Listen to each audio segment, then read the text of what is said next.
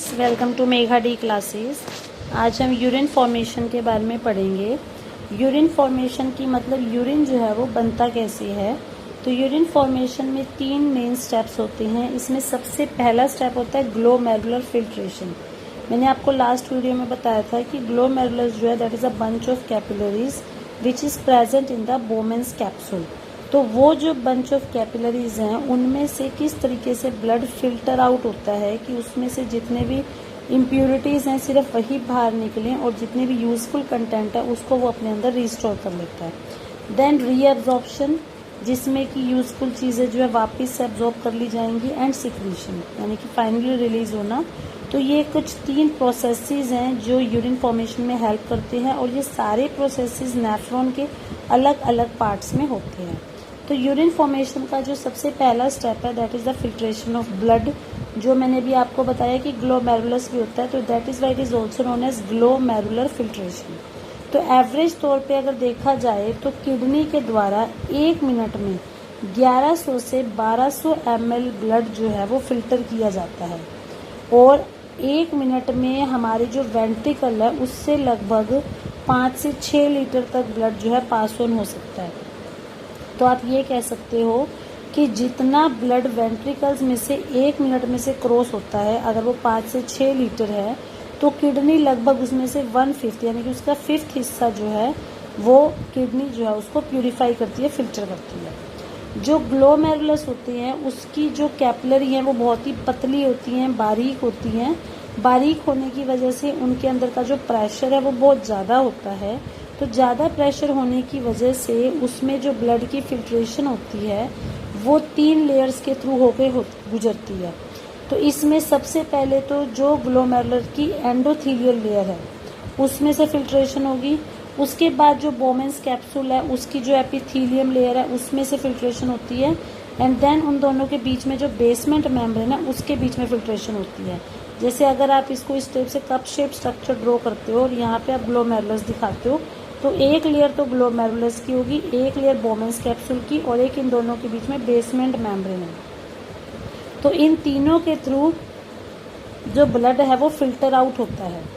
तो Bowman's capsule के अंदर जो एपिथेलियल सेल्स पाए जाते हैं उन्हें हम बोलते हैं पोडोसाइट्स।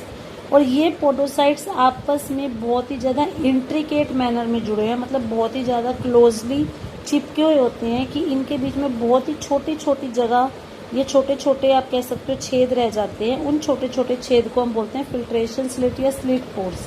कि जिस तरीके से एक छलनी होती है, छलनी में जब आप किसी चीज़ को छानते हो तो जिस चीज़ का साइज़ उसके पोर्स से बड़ा होगा वो पोर्स के ऊपर रह जाएगी और जो चीज़ पोर्स से छोटे साइज़ की होगी वो उसमें से क्रॉस कर जाती है।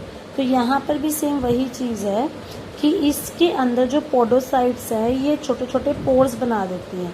तो जब इसमें से ब्लड क्रॉस होता है तो वो ब्लड इतने अच्छे से छन जाता है, इतने अच्छे से फिल्टर हो जाता है कि उसके जितने भी कॉन्स्टिट्यूएंट्स हैं प्लाज्मा के वो सब उसमें से क्रॉस हो जाते हैं। सिर्फ जो प्रोटीन्स हैं वो वहाँ रह जाएंगे, बाकी जितने भी कॉन्स्टिट्यूएंट्स हैं वो सब बोमेन्स कैप्सूल के ल्यूमेन में आ जाते हैं। तो क्योंकि यहाँ पे बहुत अच्छे से फिल्ट्रेशन होती है, बहुत ही बारीकी से फिल्ट्रेशन होती है, तो इसको हम अल्ट्रा फिल्ट्रेशन भी कह सकते हैं। अब आती है बात GFR की, जो जनरली आपसे MCQ में भी पूछा जाता है कि GFR क्या है। The amount of the filtrate formed by the kidneys पर मिनट इज कॉल्ड GFR। किसी भी किडनी के द्वारा 1 मिनट में कितना फिल्ट्रेट बनता है, मतलब कितना ब्लड उसने साफ किया, उसमें से कितना ब्लड छन के निकल आया, उसको अमाउंट को हम बोलते हैं GFR।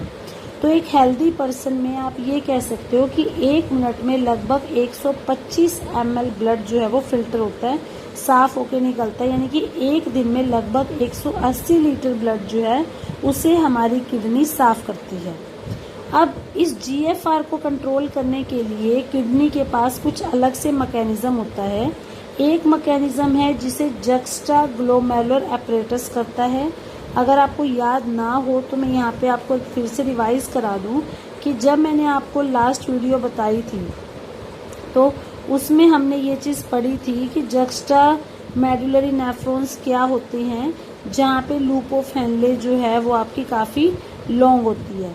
तो यहाँ पर भी सेम वही चीज़ आ जाती है कि अगर हम बात करते हैं जक्स्ट्रा ग्लोमेरुलर एपरेटस की तो जक्स्टा ग्लोमेरुलर अपलेटस एक बहुत ही सेंसिटिव रीजन होता है और ये DCT जो हम इस तरह से ट्यूब्यूल्स बनाते थे, जो लास्ट वाली ट्यूब्यूल होती थी, जो DCT थी उसी के अंदर कुछ मॉडिफिकेशन होकर ये GJA बनता है।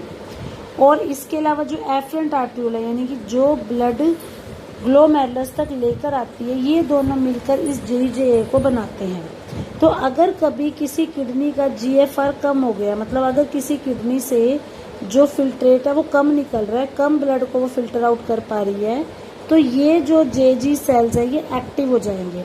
और जैसे ही ये JG सेल्स एक्टिव होंगे तो ये एक हार्मोन बनाएंगे जिसे हम बोलते हैं रेनिन। तो हार्मोन रेनिन के बनते ही क्या होगा, जो ग्लोमेरुलर ब्लड फ्लो है वो स्टिमुलेट हो जाएगा, मतलब वो दोबारा से उसको स्टिमुलेट करेंगे जिसकी वजह से वो और ज़्यादा फिल्ट्रेशन करेगी और जो GFR है वो फिर से नॉर्मल पे आ जाएगा। इट मीन्स कि GFR का फंक्शन हमेशा नॉर्मल रहता है और अगर वो नॉर्मल नहीं है तो वहाँ पे रेनिन हार्मोन बनाकर उसको दोबारा से नॉर्मल किया जा सकता है। अब यहाँ पर आप एक चीज़ सोचोगे, हमने यहाँ पर एक बात कही कि हमारी जो किडनी है वो एक दिन में लगभग 180 लीटर खून को प्यूरिफाई करती है, फिल्ट्रेट करती है।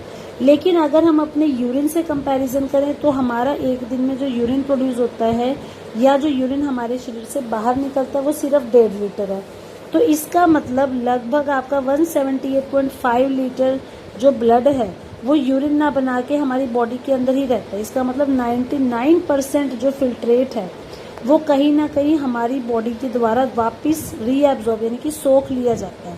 तो इस प्रोसेस को हम बोलते हैं रीएब्जॉर्प्शन, कि सिर्फ कुछ परसेंट 1 या 1.5% जो है यूरिन की फॉर्म में निकलने के बाद बाकी का जो ब्लड है उसको रीनल ट्यूब्यूल्स रीएब्जॉर्ब कर लेते हैं। So this is known as reabsorption.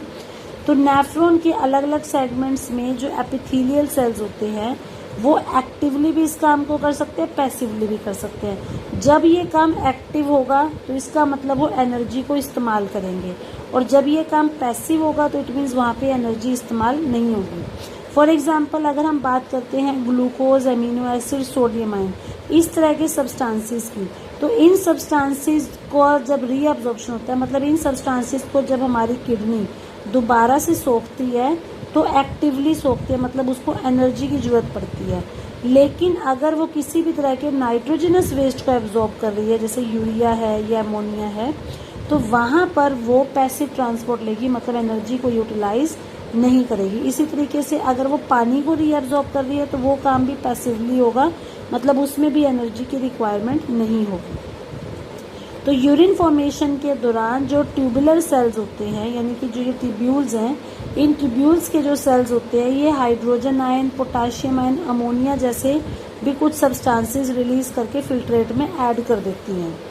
तो ये जो ट्यूबुलर सिक्रीशन है, मतलब ट्यूब्यूल्स ने जो कुछ ना कुछ सिक्रीट किया, that is the third step which is known as secretion.